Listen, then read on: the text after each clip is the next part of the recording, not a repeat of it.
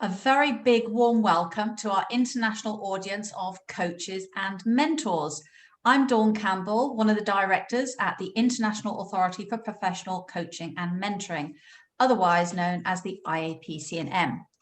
And I'm your host today for this series of special mentoring webinars as we celebrate International Mentoring Day and give thanks to mentors across the globe who are sharing, guiding, and inspiring new talent. So what is International Mentoring Day?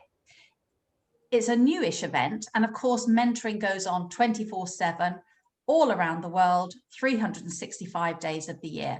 But it's especially important for people in the workplace and youngsters in general. So the purpose of having a dedicated day to celebrate the best of mentoring and of course raise awareness of the usefulness and the power of being mentored for improved performance and faster results compared to working on your own is a really important event to celebrate. So first in the hot seat today, I'm delighted to welcome back Dr. Stephen Hopkins, expert speaker, coach, mentor, and trainer. Hello, Stephen. Hello, hi, great to be here. Stephen is an IAPC&M accredited member and a training provider, and his background is in education, and he works specifically with teams to bring about sustained change and improved workplace performance. And I love it when our expert speakers share another side of themselves. And Stephen was no less a surprise when I found out he's also an orchestral percussionist and he's been a butler. So he obviously knows a lot of secrets there that he could tell us later on. And he's into Indian mystic meditation. He's also one of the UK's volunteers vaccinators.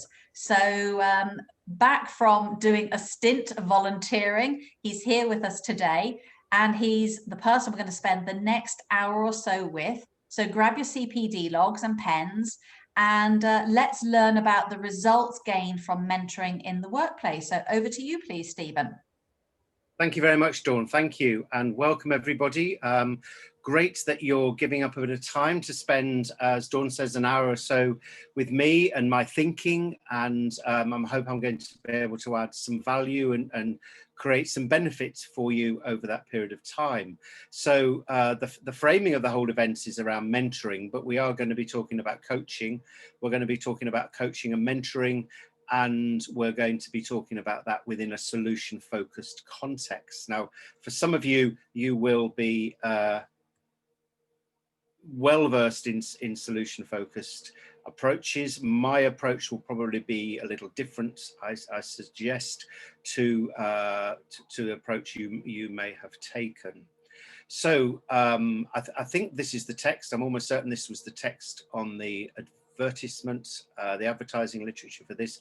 What I'm going to hope to do is to put some thinking forward around the fact that the differences between coaching and mentoring could be helpful in terms of supporting workplace development.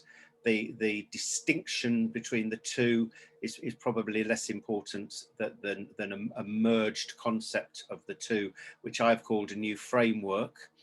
A framework which looks at and distinguishes between directive and non-directive coaching within a structured solution-focused approach. And you'll come to see that my take on mentoring is that it's actually directive coaching, perhaps a little bit more, but its essence is that. Okay, my experience is it can provide a quite effective, highly effective basis for delivering workplace performance support in the workplace.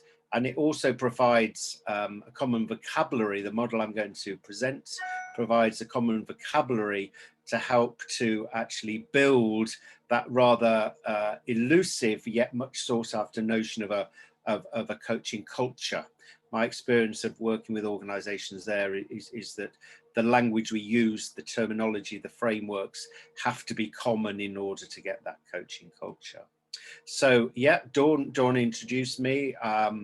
I'm a trainer, I'm a consultant, I'm a facilitator, I'm a coach, I'm a mentor, I'm a counselor, I'm a trained counselor as well. So I'm lots of things, but actually that's one of my points really, which is we can label ourselves, we can label our processes, we can distinguish our concepts, but actually probably they're all interrelated. I see my work in this area as all being interrelated. So I might be called upon to do some mentoring, yet I'm actually in reality also doing some coaching, perhaps a bit of tutoring crops up, and in some cases I might have to cross a line which I'm able to cross and do a little bit of counselling. I may be asked to work as a counsellor, but actually in the context of that I might be doing a little bit of tutoring, because there's a sort of psychoeducation dimension to counselling sometimes, which is a tutoring role, and sometimes I'd perhaps be going into mentoring. So I just start in that place to really challenge the notion that these are distinct activities, and that in fact it's the practice as we deliver it that actually matters. And I would frame that in terms of intention. So the intention is to help others to perform better and be more effective. The intention is to help others to live the life they want to. Perhaps more in terms of a counselling type client. So I start with a notion of intention, and then I work models in order to deliver that intention. But in fact, they may cross many boundaries. So today I'm not going to go anywhere near tutoring, I'm not going to be going anywhere near counselling, but I'm going to be looking at that interaction and relationship between coaching and mentoring. For me, all of those concepts I've just talked about, and certainly in terms of the concept of coaching and the concept of mentoring, the concepts can have conceptual utility, I would call it. Yes, they can. There is great merit in actually looking distinctly at coaching and its distinctiveness is in terms of mentoring. So there might be some utility conceptually in that distinction, but we also need some performance enhancement and therapeutic utility in those concepts. And my claim is that it's the two concepts of coaching and mentoring, perhaps the utility in terms of performance enhancement and therapeutic value are less clear than they are in terms of conceptual utility. So here's our playlist. This is what we're going to do. I'm going to do a little bit of input in reframing coaching and mentoring. Going to talk a bit about solution-focused versus problem-focused approaches. I'm going to provide an overview of the solution-focused approach that I am promoting. A little bit of a case study about two people, Anne and Paul, just to illustrate in very broad brush details how these two concepts or the integration of the two work together. A little bit about how the model the basic framework can then be added to and embellished using whatever resource and other concepts and other models we want to bring to it.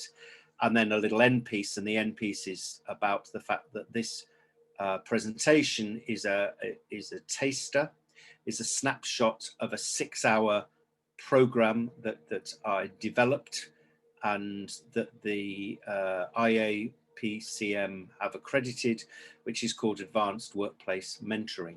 So everything and more that's actually in this short-ish 1 hour and a bit piece that we're going to do this afternoon is in fact a part of a 6-hour program. But more about that right at the end. Okay, so reframing coaching and mentoring. This is a diagram which for me many years ago sort of really helped me to get conceptual clarity. We talk about conceptual utility, get conceptual clarity around things I was struggling with. And what I was struggling with what coaching was and what it wasn't, because A number of different books had it described differently and conceptualized differently. I was struggling with what mentorship was,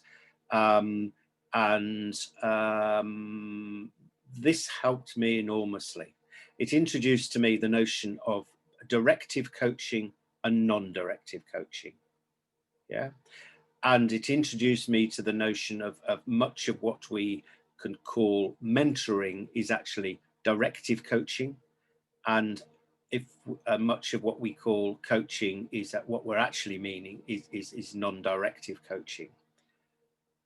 I was always very clear that coaching in its pure form was actually very non-directive activity. But then there are slight confusions around things like sports coaching, for example. Where does sports coaching fit within some of the normal conceptual models of coaching? Because in fact, the last thing you want to be doing if you're coaching somebody diving is standing on the end of a diving board and asking them to think through possible options and opportunities they've got in order to dive off the end well and win an Olympic medal. Actually, it isn't sports coaching, it's probably sports mentoring, but then they call it sports coaching. So all of that was playing around, and I was getting all sorts of conceptually lost in that, and this solved the problem. And I find that working with individuals and organizations, suddenly the scales fall off their eyes and they get it, which is, I say, directive coaching, albeit sort of AKA mentoring, is where you're actually on the basis of your greater expertise and knowledge and able to support somebody by telling them what to do, telling them what the right thing to do next is. And in fact, that moves right across to what we know and most of us would conceive of as coaching, which is you're helping other people to solve their own problems. And one of the reasons I like this is because it's a continuum.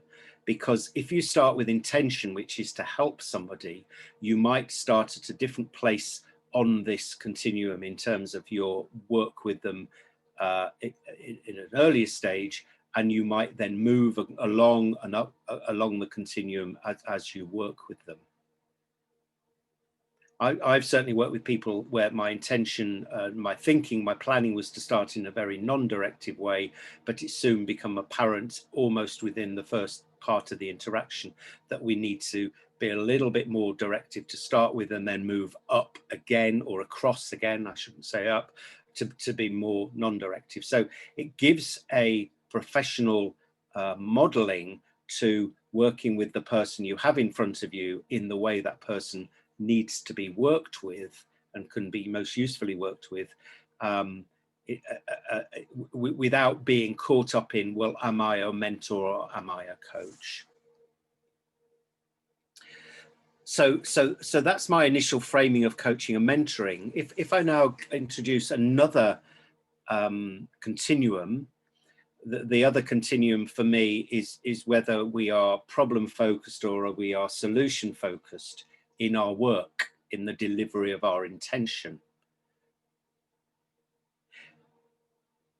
In terms of the more problem-focused end of the continuum, there's a sort of implicit underpinning which is around the deepening understanding, my deepening understanding of the problem raises awareness, insights into where the solution lies. So the work you're doing with the client in front of you, with the person you're trying to help, is mostly problem talk. It's mostly talk about the problem because the underpinning assumption is that is where the source of the solution lies, and then you move towards the solution. A more solution-focused approach is that the talk is about the solution. Most of the talk is about the solution. Most of the talk is about the future with a little bit about the problem. Now, again, they're ends of a spectrum, and the spectrum provides an opportunity to move where it's needed to be at the right time for the person you're working with. Yeah, I think about this sometimes as energy, which is I actually like to work in a very solution focused way, because I like to move the energy from the person I'm working with, from the energy they've inevitably got in the problem, because that's what moves them to come to you. It's what moves them to be seeking the support. There's a lot of energy around the problem. I like the challenge and believe strongly in the need to actually move that energy towards the solution, because I believe that focusing on the solution is how you make the biggest difference. You've got to have some energy in the problem, because you've got to acknowledge the person has got the problem and wants to talk a bit about the problem, but the task is to move them along. So there are two continua there. There's the coaching mentoring one, just to give you some, that's maybe challenging for you. That's maybe not how you see it at all. That's absolutely fine. And this is the problem focus versus the solution focus continuum. So I'm now going to actually talk you through a solution focused approach to non-directive coaching. So at this point, you're probably saying to yourself, well, I've dialed in here because I thought this was about mentoring. Okay, but what I'm saying to you is, as a mentor, some of the time you are probably going to need to be doing some non-directive coaching. Yeah, so, and that's the most challenging bit, to do non-directive coaching in a solution focused way. So that's where we're going to start, and then you'll see how we can then move towards a more directive approach, but still within a solution focused frame.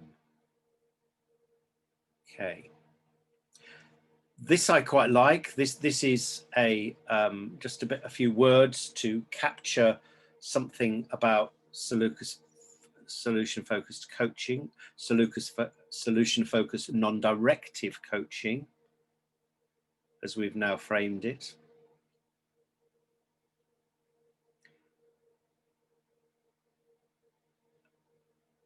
The model, the story, the reality around the Hopi Indians, I just absolutely love. Challenges our Western way, doesn't it? Our Western way to solve a problem is to look at it, split it up into parts, see how it all fits together. Yeah. But the Hopi Indians, before they go hunting, don't think about what good hunting is and analyze it and then resynthesize it and model it. What they do is they sit down together as a group and they imagine what good hunting is. They put themselves in the space mentally of what good hunting is, and then they go out and they do it. Yeah, and viscerally, for me, that's what's a solution focused approach to this non-directive coaching and indeed mentoring later on, more directive, but it is about it's having the clarity about what it is that you want to, where it is you want to get to. Yeah, and it must just mean the intellectual clarity. It sometimes means emotional clarity. It sometimes means working quite hard with the person you're working with to actually get that vision.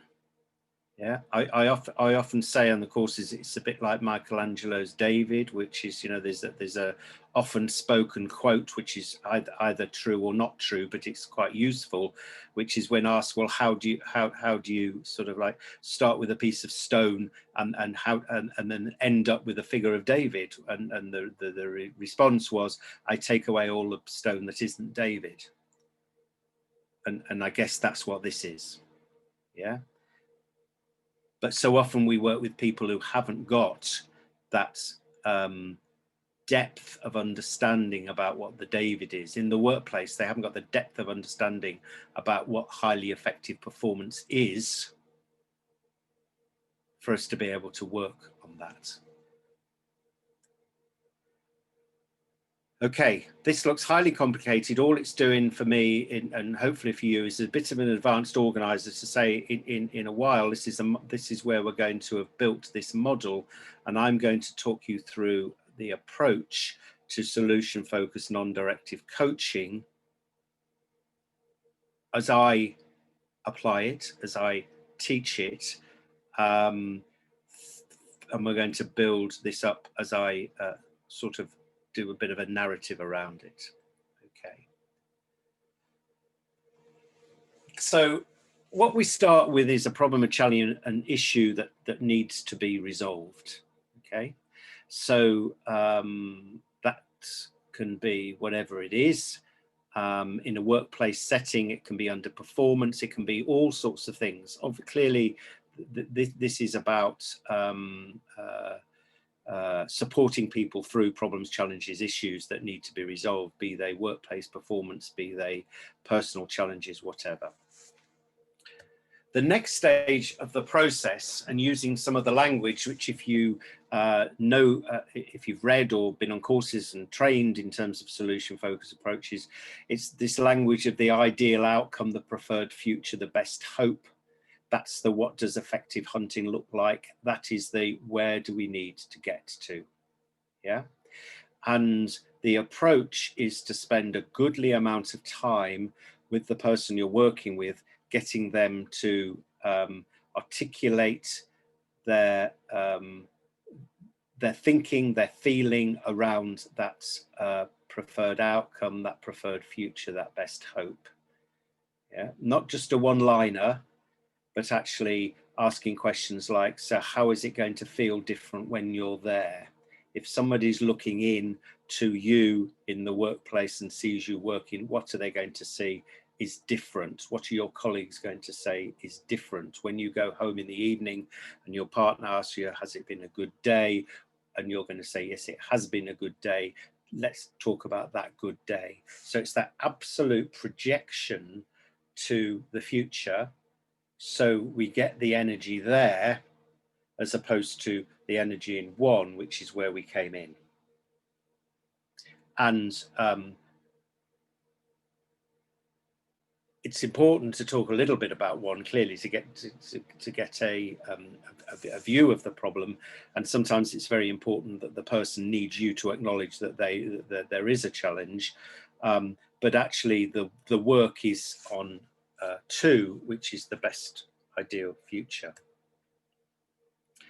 One of the key features in solution-focused coaching, and I applied to solution-focused mentoring, therefore solution-focused directive and non-directive coaching, is the use of scales.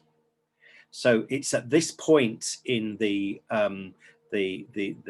vision, the best hope, the conceptualized and felt future, that I would use a scale and would ask the person to well, we've already talked about that. What we talk about is what they've just talked about in terms of their best hope, their best future would be their 9. Yeah, and my approach is always to say that's the 9. That there's something psychological that operates about it not being the 10, because the 10's like almost like the unattainable nirvana of all of this. We're going for 9, and that's where we're trying to be. And then we actually have a conversation about where things are for you at the moment. Okay, so you came in the problem, we've talked about our 9, and you're now thinking about where you are at the moment. And in this modeling here, this person said about 4.5. Okay, immediately that's done a couple of things. One is it's helped me as the person who's providing the support, and I've suddenly got a calibration that, goodness, okay, so we're not as far away as the person sees it to the 9 as they could have been, because it could have been 0. And I didn't know that until this was actually expressed in these terms. And what it's also done for the person who's given it a 4 is that realization, well, yeah, actually, as I come to reflect on it, we're not as far away. Same message, we're not as far away as the 0. So the piece of work that we now start to do together, be that directive or non-directive, and we will talk about that and we will have a view on that.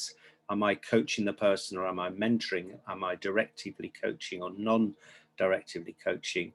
Would aim ultimately to get that person from the 4.5 to the 9. Almost certainly not in one jump.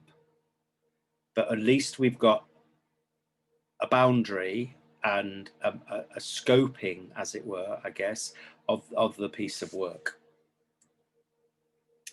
What I then move to do is to have the conversation with the person I'm working with about what the blocks and barriers are to moving from, in the case we've just looked at, the 4.5 to the 9.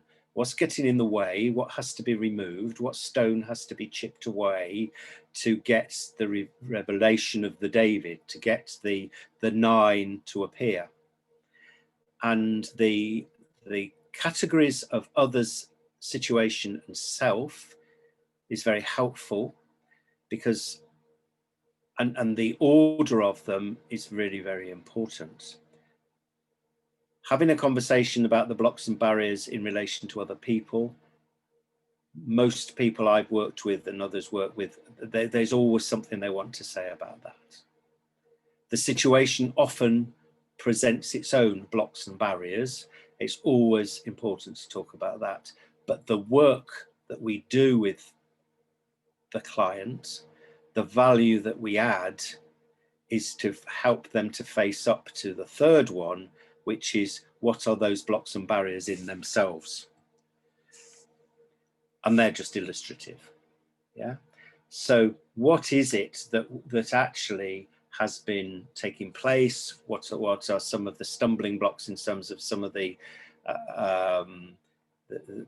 presumptions you're working on? Some of the, you know, is it about lack of confidence? What is it that actually we need to work on here, or it would be useful to work on here, either as in a directive way or in a non-directive way? Yeah. And my experience is that you have to do others and the situation first, and you have to do them, because you go straight into self, then they haven't exhausted the stuff they want to talk about, which is stuff outside of their control, but which is actually easier and safer. So you almost have to do that first, and then move on to doing some work, and this would be over a period of time, clearly, depending on what came out here, the focus on self. And having done that analysis, having done that thinking about blocks and barriers, and during the doing of it, some ways forward, some actions, some commitments to act would start to emerge. Yeah.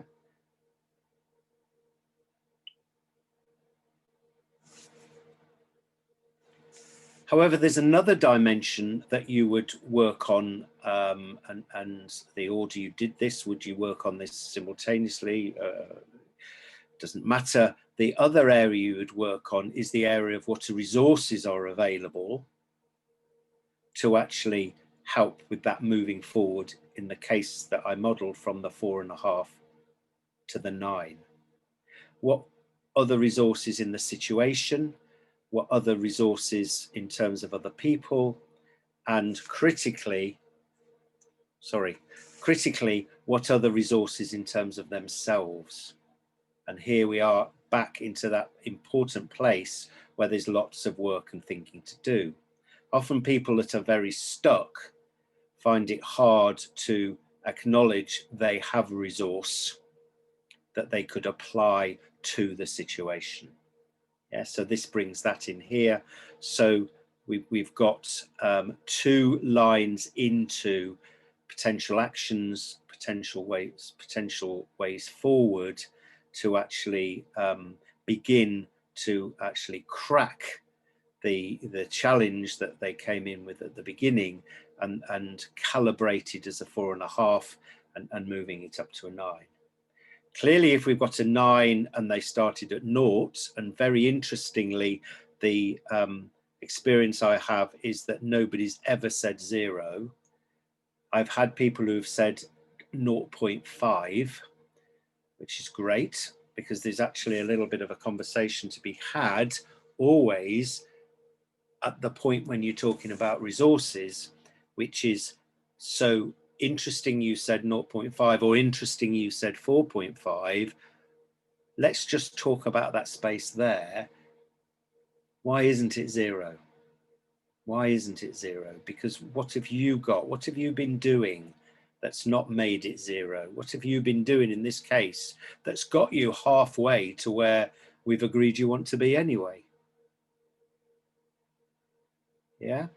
And usually that is a very good opener. Even if it's 0.5, there's something that they're prepared to talk about, that they've got to bring to the party, that just possibly by doing more of it might help to move things on. Now, often you need to bring other things to the party by way of resource to move it from the 4.5 to the 9.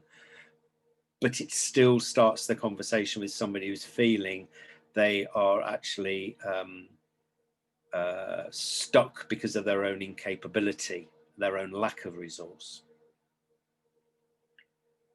All the time I would be sharing with the person this diagrammatic representation. So this isn't just a sort of modeling I've got in my head. I would be, what shall I say, moving them through the model so they can see what actually we've been doing, what we are doing, and how, certainly the scaling, how that's actually working.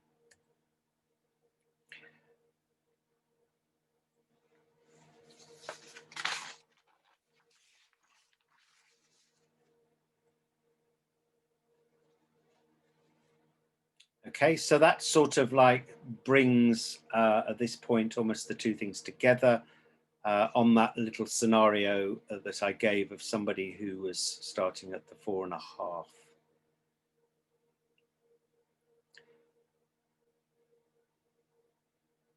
Yeah, so in the gap between the first session and the second session, we'd agree some actions. And the second section, we will have said, wouldn't it be wonderful if this was always the case? But this person would acknowledge there's been some movement. Yeah, there've been some movement. So they're prepared to say now they feel it's 6.5. So then we have the next session. Yeah, so it's very, very structured. Very, very structured, which why I find that when I teach this and when people practice this with one another over the course of a relatively short course, if you think about it, 6 hours, people can feel very empowered very quickly with a model that's pretty straightforward to actually help their colleagues, yeah, within their role as a mentor or within their role as a coach. It doesn't really matter what they're called. That can actually work in this sort of way. So I showed you that slide and then you looked at it and you thought, gosh, what on earth is all of that about? I built that up for you. So that is the model. There isn't anything else to it other than that, and actually putting it into operation. Now, what I'm going to do is pause at this point, because the next section of the presentation takes us now back to non-directive versus directive, because what I've just talked through is the solution-focused approach in a very non-directive way. So how would this work in the workplace, where you might need to be, want to be expected to be more directive in the case of a sort of a conventional mentorship type arrangement. So Dawn, I think this is a place just for me to pause. Yes, definitely, Stephen. Some of the comments are the directive and non-directive definition was extremely helpful. And also that I'm glad you mentioned energy, because I think energy is key to everything. I wanted to add that I absolutely love this benchmark. And considering I've been coaching for 20 years, I've never thought about addressing the 0.5 to the 4.5. I've only ever addressed the 4.5 to ideally where they would like to be. And you're quite right. It's coaches who have that mentality of everything wants to be a 10, but a lot of our clients don't want to be a 10 for all sorts of reasons, fear, perfection, and so on. But it's been a real aha moment for me to think I've completely missed the celebratory fact that they've gone from a 0 to a 4.5. What is the good stuff that got them there? So a massive thank you for that, Okay. from somebody who's been coaching for 20 years.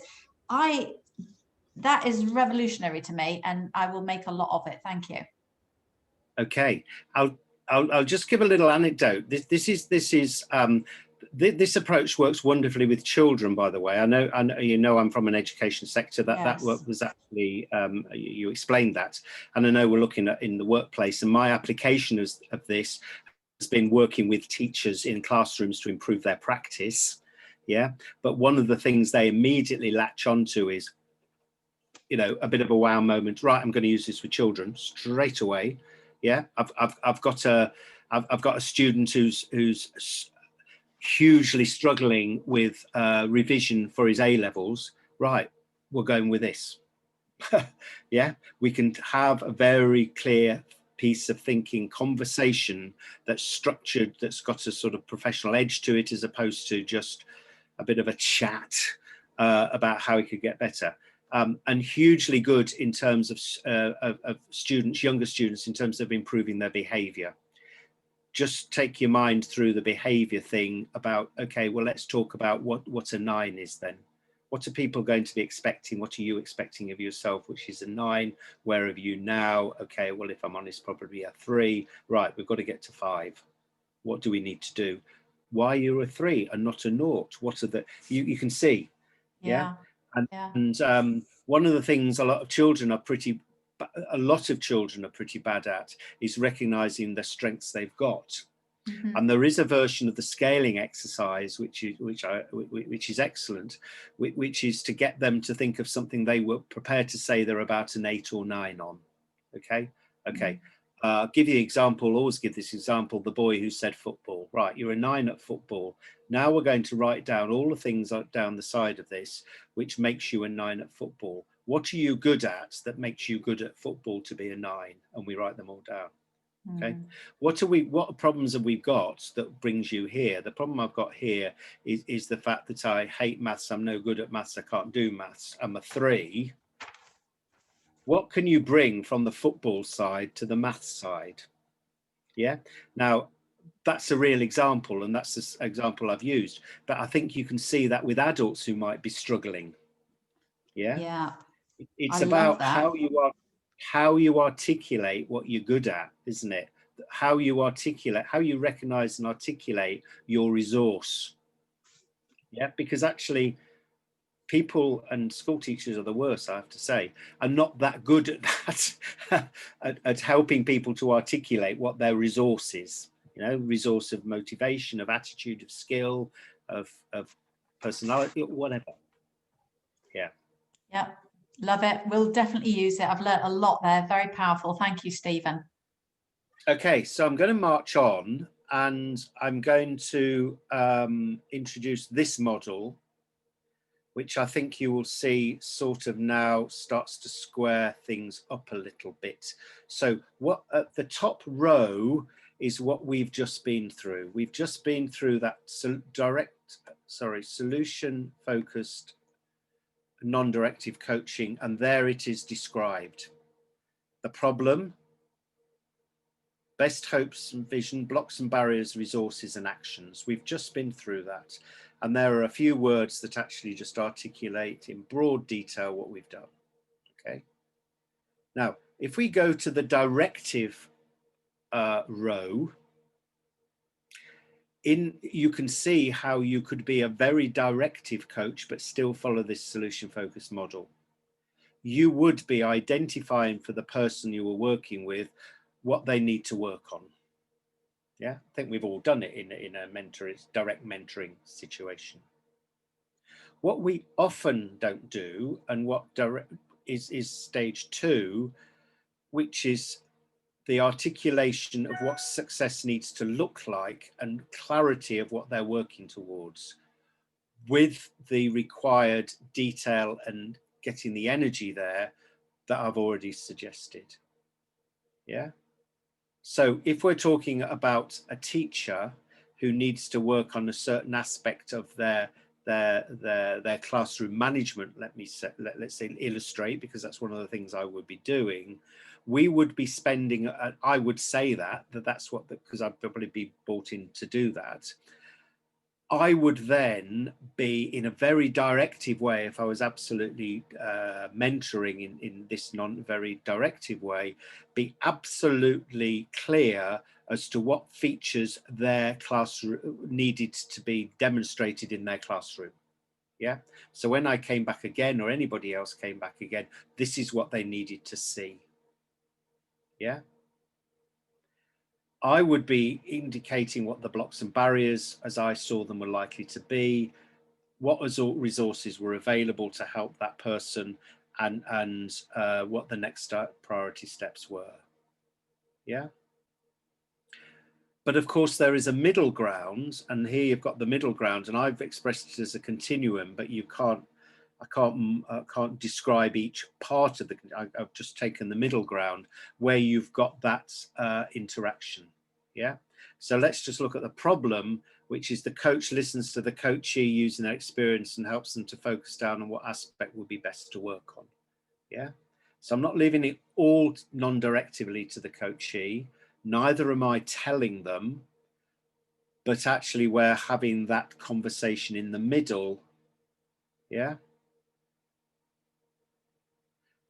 As we are for best hopes and vision, as we are for blocks and barriers, as we are for resources, and as we are for ways forward and actions. Yeah. So there's that interactive sharing place for each of those. So the case study of Anne, who wants to be a better middle manager in a non-directive way, I think if we just go along the top line, we know what that's going to look and feel like. Okay. Anne would be talking about the particular challenges as she sees them in the workplace, the challenges she's got around her role of being a middle manager, and I would be then moving her to articulate in some depth, if it was all solved and she was the best middle manager she could ever be, what it would be like. How she'd be feeling different, what people would be saying behind her back, all those sorts of things. Yeah. What she'd go home and say to her partner at night when he or she said to the, you know, what sort of day have you had? I've had a brilliant day because, what would be the because? And get lots and lots of energy and lots of neurons firing around those pathways, because that's actually what we're doing there, isn't it? We're trying to get pathways of neurons firing around positivity and the future where we're trying to get to. I would then be talking to her about, well, how are we going to get there? What's standing in the way? And she'd talk about her boss, who's this, who's that, who's the other, and we'd be acknowledging that. And we maybe think of some things we could do. She'd be talking about the fact that there's some people in her team who are quite difficult, and we're talking about that. But then I'd move her to saying, so what do you know you've been doing, Anne, that's been getting in the way of this? What do you know that you've been doing? There's a very, very powerful language form question around this, which is, I've just really articulated, is what do you know you've been doing that's stopped you resolving this before?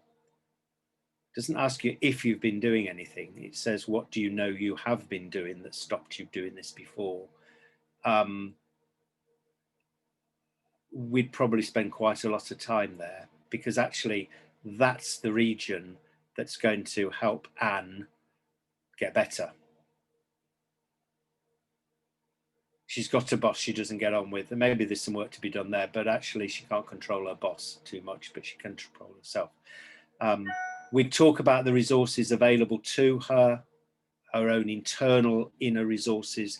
Maybe there's some other resources, somebody else in her team she could have conversations with about how to manage her boss better, because it appears that person, the team, does better than she is in managing, whatever.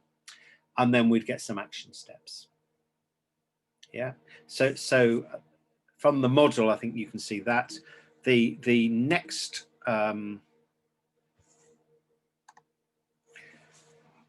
case I'm just going to talk through. It shows the advantages really of thinking about directive and non-directive as a continuum. Yeah. Now, I'm not saying this would be being shared with the person I'm working with, but this would probably be my initial plan in my head about what I was going to try and do. Yeah. And this is the case study of Paul, and I know Paul, and I chosen the starting point I've chosen because I know Paul. And the starting point I've chosen is to be absolutely directively clear about what he needs to work on. Okay? Because if we have a very non-directive session about that, it's going to not be as productive and profitable for Paul, I have judged, as me being absolutely clear. Yeah, because we've got a bit of a history here. We know a bit about how Paul tries not to face up to some of the things he absolutely has to deal with. So it will be absolutely directively the case that you've got to work on this. However, my plan is then to go very non-directive, because I want to really squeeze every last drop of understanding and thinking out of Paul about what really good looks like. Yeah. Because I know that he doesn't really do this sufficiently. I know he tries to skate along the surface of some of these things, and my plan is to be doing that. If I'm not getting anywhere, I might have to, I was going to say retreat, perhaps that's being evaluative. Maybe I'd need to drop down to more directive, but I want to actually move there first, because I think that's going to be quite important. When it comes to blocks and barriers, I want to be in both of those spaces, because my knowledge of Paul is there needs to be a little bit of directive stuff feeding in there about some of these blocks and barriers, because I think my assumption is he's going to be focusing on other people and the situation at the expense of himself. And I need to just put in another dimension he might like to focus on, which is what are some of the things that about him that are getting in the way.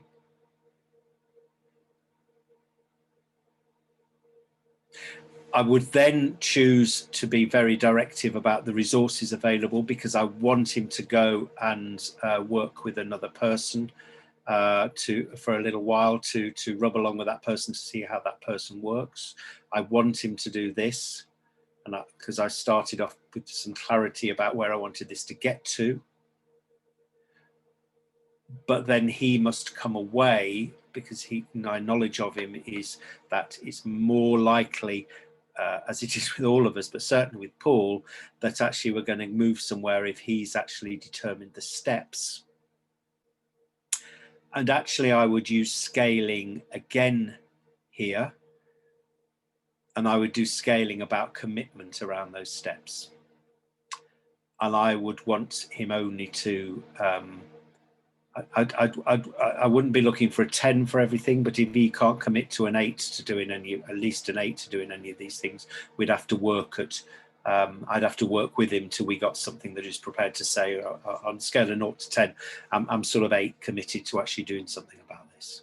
Yeah. So that's my little model of actually saying suddenly, rather than saying I'm a coach, rather than saying I'm a mentor, but saying I'm here to help somebody with the intention of helping somebody, and I'm using a solution-focused model, and I'm using this this way of thinking, which is directive and non-directive, I can actually impact people's performance and bespoke it quite easily. And I think that's one of the things I would advocate around this. Is it's my experience that people after 6 hours get it, yeah, and buy into it and see it as something they can do, yeah, which after all is what we're trying to do, isn't it? Certainly in terms of when we're talking about a sort of workplace culture,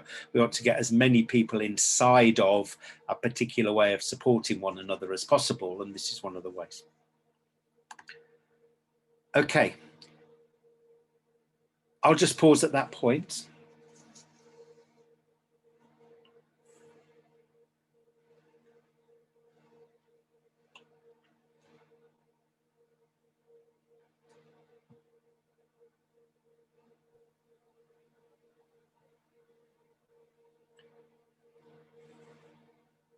So, are you happy that I go on a little further? Yes, I mean, I've got a couple of questions, but I think they can wait to the end, Paul. Sorry, Stephen. Okay, so I'm going now into embellishing the model. So in the 6-hour course, we do what I've just described, and it's not all clearly delivered in the same way as I'm having to deliver this more presentationally. We build the model up during the time available, and we practice bits of it with each other. Yeah. And we do quite a lot of activities so that people are way inside this. But then we also have several other things which I've called adding to and embellishing the model. We don't do all of these on the course. I'm putting these here for you to sort of get the idea that this can be the clothes horse of a model that you can hang other stuff on. Yeah. So when we're into the exploration of blockers and barriers and resources, there are lots of other things that you can do within that. Yeah.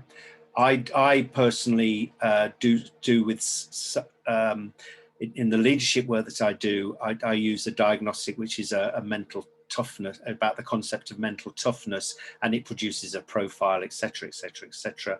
So we probably do that somewhere, and then we come on to look at this model, and we can say, now can we play that mental toughness idea into this bit here? Because within your mental toughness profile, there's some blocks and barriers potentially, or are there? And within your resources, there's some resources here. Yeah, so I'll just illustrate that in terms of things you can hang on to this basic model. There's a positive intelligence model with a great book called Positive Intelligence, which looks at saboteurs. Now, all these various saboteurs that we all have that are deep in our subconscious and actually are constantly sabotaging what we're trying to do.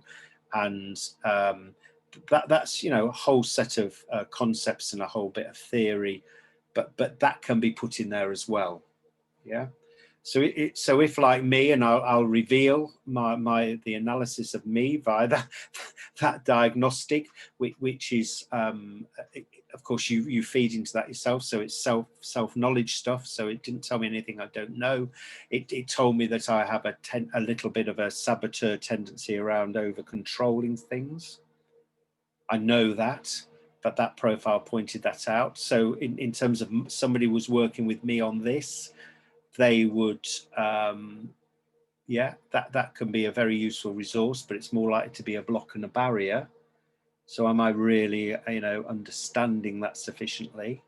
So that can plays into there. I've just been introduced to process communication profile, process communication model. I'm not going to go into all the details around that. So another time for other people, but elements of that can be played into it.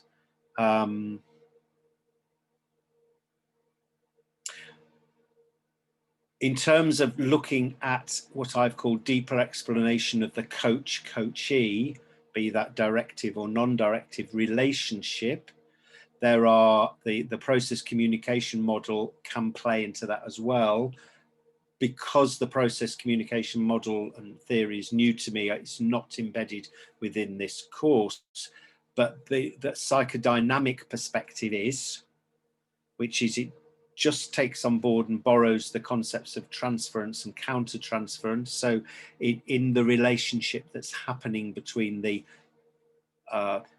person being helped and the helper, the the person doing the coaching directively or non-directively and the person, the client, there could be a ghost in the machine, which again I can't go into in detail now, but it's psychodynamic theory about transference and counter-transference, and the participants on the course, that just gives them another little feel for, actually, yes, this is really about a deep these sort of helping, intentional helping relationships are quite deep relationships, and people can be transferring emotions from other places to that relationship. So we just bring that in, but we do make a great play on learning styles. So I just thought that would be something to put into this presentation, which is we look at and use the Honey and Mumford learning style model. It's a well-researched, empirically rigorous and respected learning styles idea, and it profiles us through the tool. It profiles us as maybe being balanced, or maybe having a particular preference for one or more of those different ways of learning. And we go into that and we think about that in some detail, because actually there can be implications for us as a coach there. It's not deterministic, more it's about self-awareness. So it's a tool that's relatively easy to use in the context of what is quite a short 6-hour session, clearly, to actually just get us all, people I'm working with in the training situation, to be a little bit self-aware in terms of if there might be any preferences that are played out and overplayed out with us as a coach.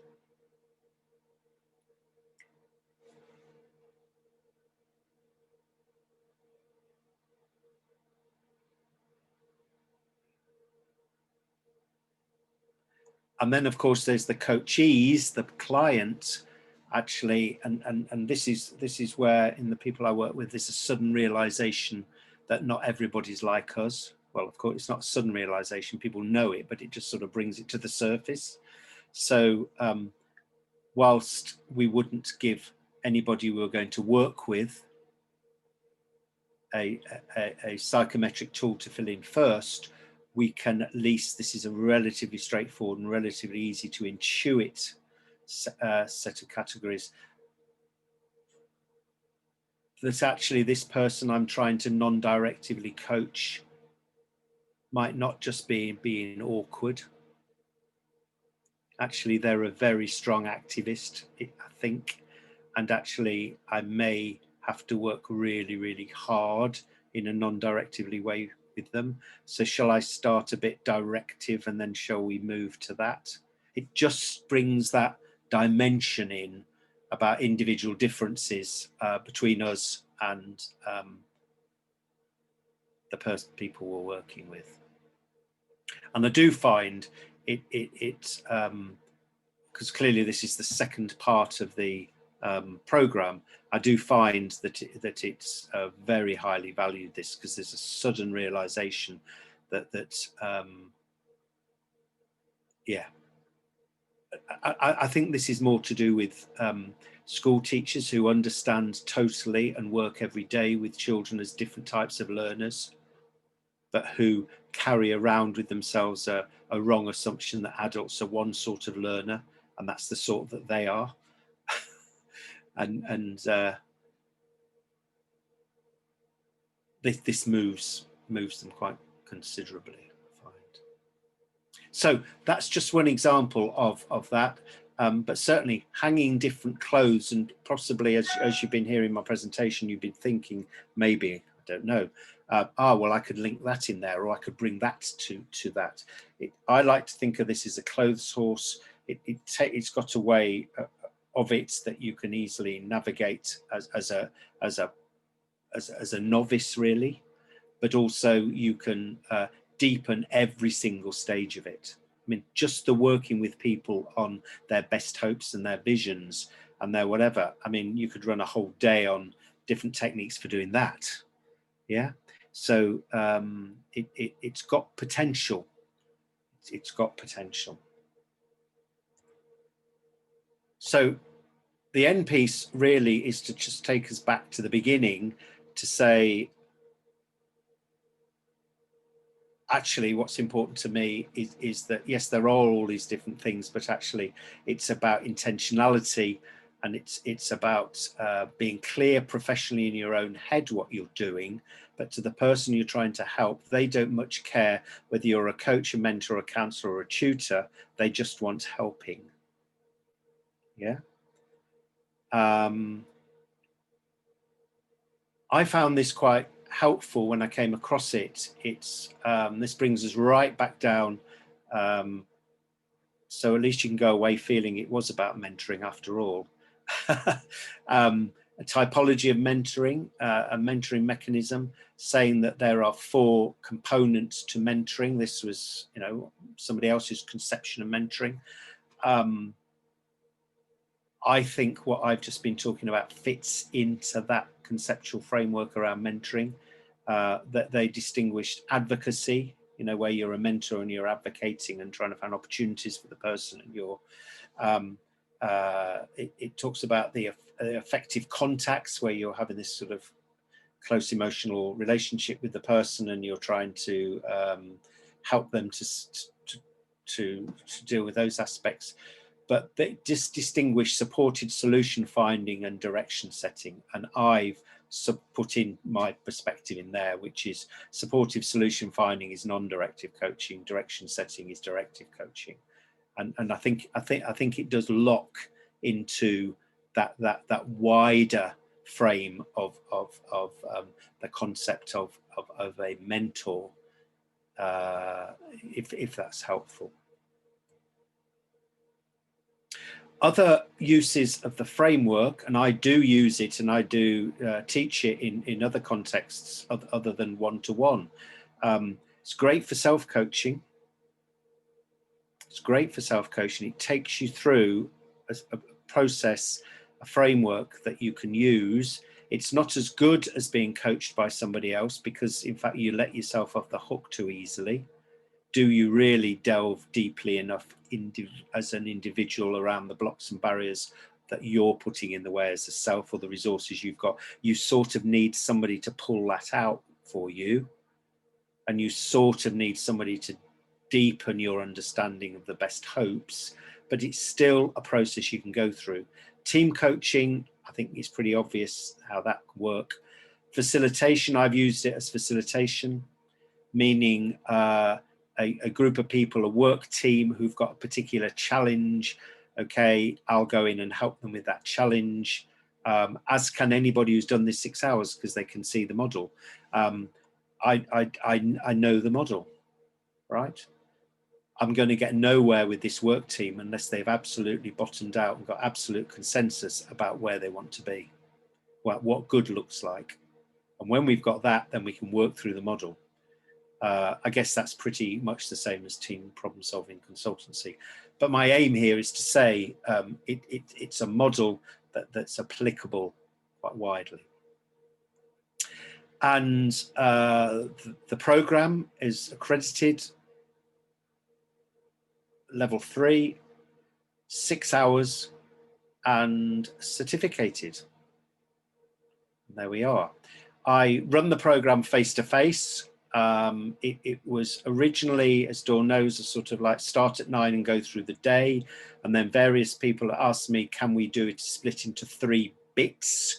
Because it fits in with the work pattern better. And yes, it's a question of, you know, we do the work. It doesn't really matter how. And under the current context we're all working in, I'm about to break it into sessions that we can do via Zoom. How many of those that will be, I haven't yet done the work. That is the project that's up and coming to do that. Okay, so I think that's probably, what's that done? Is that done nicely with the time? Just over the hour. Yeah, perfect. There we go. Very good, Stephen. Thank you. So how does your training, if indeed it does, apply to somebody who was a coach in schools who actually wanted to upskill and do mentoring in schools as well? Or are we simply working on the corporate workplace, please? No, the program can be as adapted to anybody, I think. Okay. Well, no, the program wouldn't be adapted, but the program would be as relevant. Relevant. Yes. Okay. Because clearly, in the face-to-face delivery of the program, and certainly in the Zoom sessions of the program, that the early bits would be to establish people's experience and their reason for being with us. And then the skill of it is to steer the relevant bits to those people. Yeah, so Okay. it's broadly applicable. So anybody who wants to become a coach, a mentor, and upskill, your course, because obviously being a mentor, they've got the expertise already in their particular field where they're going to be mentoring, but they don't necessarily have the parameters and understanding of what a mentor is. Your course would be applicable regardless of the niche market they were working in. Absolutely so. Right. Absolutely so.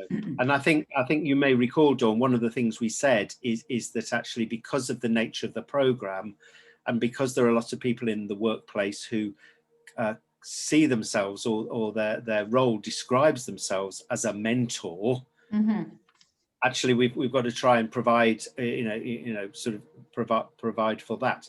But when I've talked with people who all come because they're mentors, and you talk about what they're doing and they talk about what they're doing coaching a lot of the time. There's a difference between what their job role is and what the models they use to help are. And what about if you're freelance? Because obviously the relationship starts with a contract to manage boundaries, expectations, etc. And some people worry about, oh, was that counseling? Was that coaching? Was it consultancy? And so on. Do you actually say to people, right, so, I'm going to put my mentoring hat on here because clearly, this isn't working and I want to be more directive? Yes. Yeah. Okay. So you make the client aware or the mentee aware. I would, yes. When I said I shared the model with them, what I would share with them is the concepts of being directive and non-directive. Yeah. And that I will at different points do that differently, but we will talk about what we're doing. Okay. Yes. Yeah. So with that example of Paul, I would say, so we're going to start here, Paul. I'm going to be in a very directive mode, and I'm going to be very clear because my brief is to be very clear with you about, what it is that's the challenge that together we're going to tackle. Okay. Got it. But as we work, I'm not here to be telling you all the time what to do. It's really important that you generate some of that thinking for yourself. So perhaps I'm going to be working in a very non-directive way. Yeah? So I may not use coach, mentor with them, because my point being, does that make any difference to them? They wonder what makes the difference is that feeling of I'm being instructed here what I've got to do, as opposed to I've got to generate what I've got to do. Okay, thank you. And last question before we need to wrap up. What are some of the best mentoring questions that you would ask somebody, Stephen, who obviously has got a stuck mindset?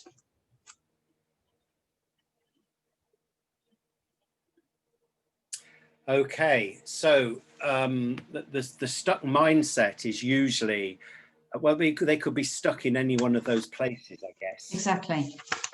So the question is to get a sense of where they're stuck. My experience is they're mostly stuck in terms of clarity about what's being expected of them, or what they should be expected of themselves. What does excellent look like? Yeah.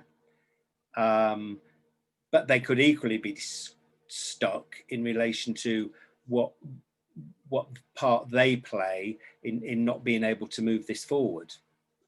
Yeah. So the questions are going to be dependent on the place they're stuck. Yeah.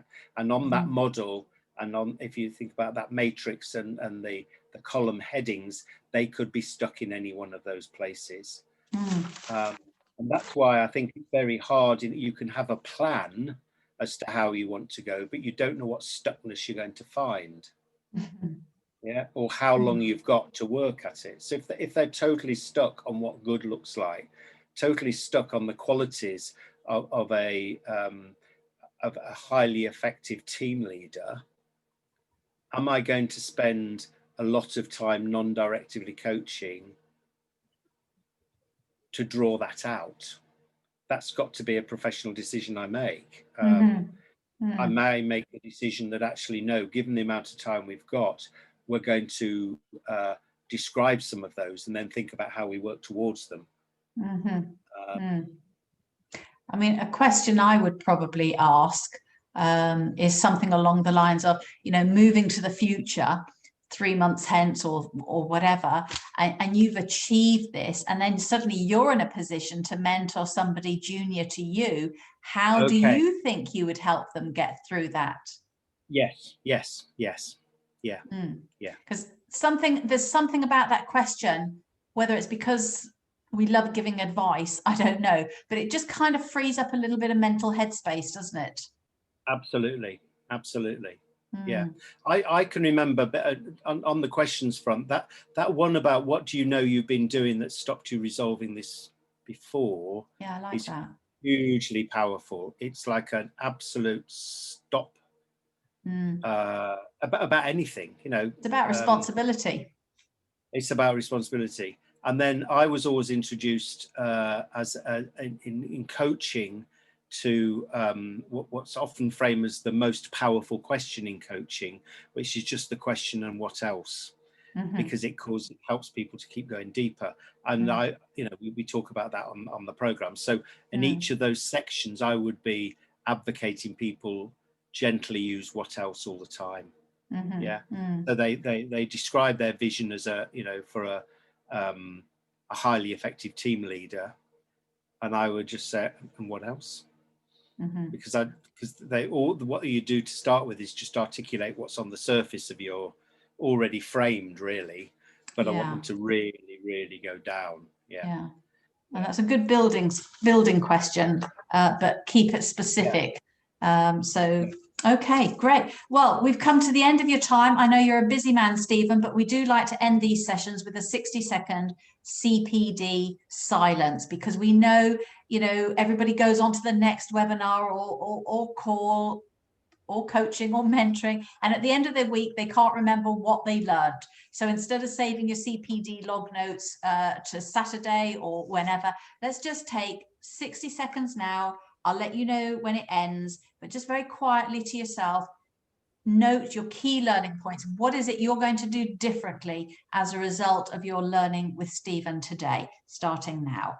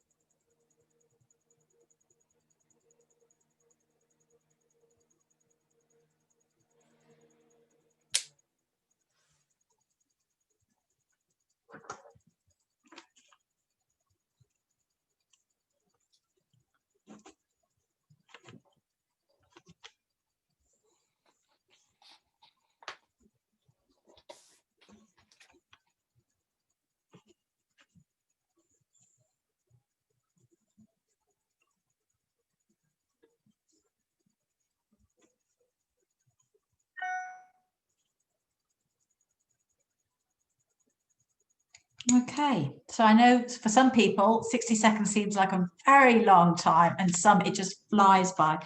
For me personally, Stephen, I want to say thank you, because I've realized after today the importance of looking at the material, the good stuff that is below the score that they've actually given them. How did they even get there? I've always celebrated the fact that they're even on the scale. But you've given me a new insight there. So thank you very, very much. I know that you would like to end with a call to action and an offer. Yes, which is I will we'll get some information to you about when I've done this piece of work, which is to break it up into X number of Zoom sessions. I'm not sure how many and what the price for that will be. But for those of you who have participated and given of your time so generously to listen to me, then whatever that figure is going to be, there will be 20% reduction on the cost.